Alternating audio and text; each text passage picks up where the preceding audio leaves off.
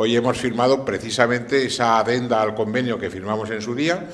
Teníamos garantizada ya la celebración del Gran Premio GP el año 2011 y con esta firma se celebrarán MotoGP los próximos años 12, 13, 14, 15 y 16.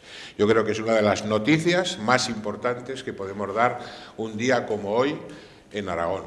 Gracias a Motorland yo creo que se acelerarán todas las infraestructuras, incluidas, por supuesto, algo que no hemos olvidado, que es la conexión de Zaragoza por ferrocarril con Motorland. Eso es un tema que también hemos incluido en la correspondiente negociación bilateral que tenemos con el Estado. Cuando lo hemos propuesto a los demás organismos, a la FIME en primer lugar como dueña de los derechos, a la Asociación de Equipos y a la Asociación de Fabricantes, todos nos han dicho que desde luego no saben lo que pasará con los otros grandes premios en España, pero que desde luego el de Alcañiz tendría que seguir.